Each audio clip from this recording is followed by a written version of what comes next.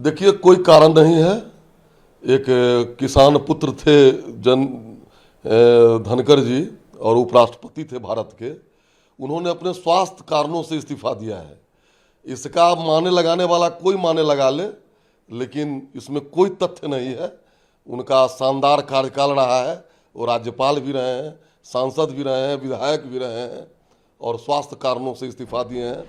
स्वास्थ्य एक ऐसा विषय होता है जिस पर कोई टीका टिप्पणी किन्हीं को नहीं करना चाहिए।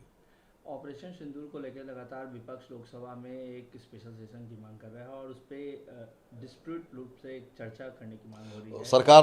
सरकार सहमत है।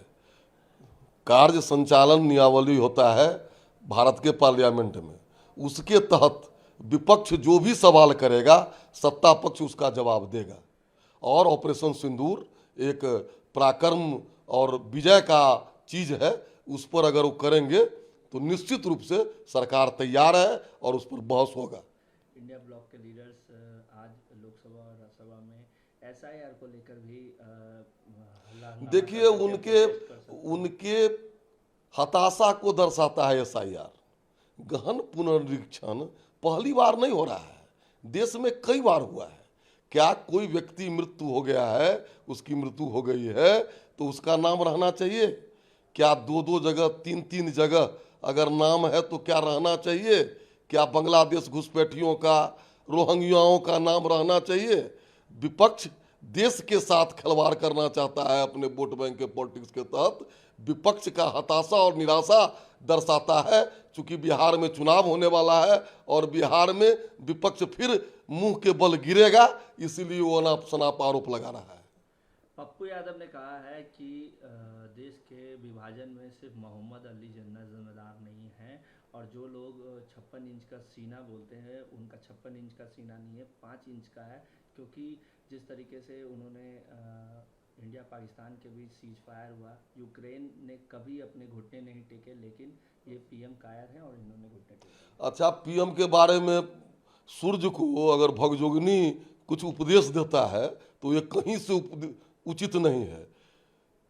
नरेंद्र मोदी जी विश्व नेता, धर्म चक्रवर्ती और यशस्वी प्रधानमंत्री सूर्य हैं, और पप्पू यादव उनके सामने भगजोगिनी हैं, दिया भी नहीं है। इसलिए उनके कहने का कोई मतलब नहीं है।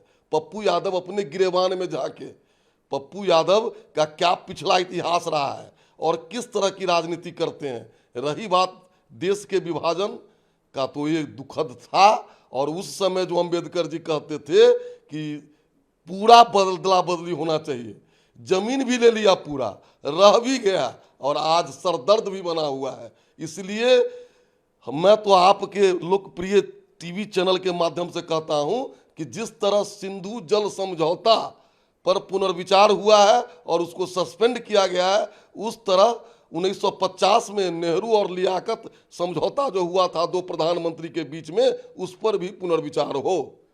राबड़ी देवी ने कल बिहार विधान परिषद के बाहर कहा कि नीतीश कुमार से अब बिहार की सत्ता नहीं संभल रही है। जिस तरीके से आपराधिक घटनाएं हो रहे हैं, कोई कंट्रोल नहीं है क्राइम पर, और उनके पुत्र को अब सभी चीज़ों को सौंप देना चाहिए और उन्हें।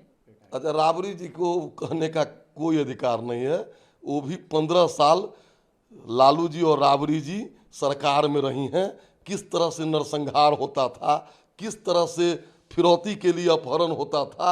आज अगर छिटपुट घटना आपसी विवाद में हो रहा है तो 24 घंटा के अंदर पकड़े जा रहे हैं।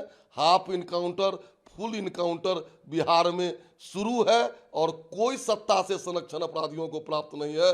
उनके समय में सत्ता के द्वारा संरक्षण प्राप्त था। आज सुबह भी गैंगस्टर चंदन मिश्रा हत्याकांड में सुबह पुलिस और अपराधियों के बीच मुठभेड़ हुई। एसटीएफ मुठभेड़ के दौरान 2 अपराधियों को एनकाउंटर भी हुई। निश्चित कोई भी बिहार में अपराधियों के लिए कोई जगह नहीं है।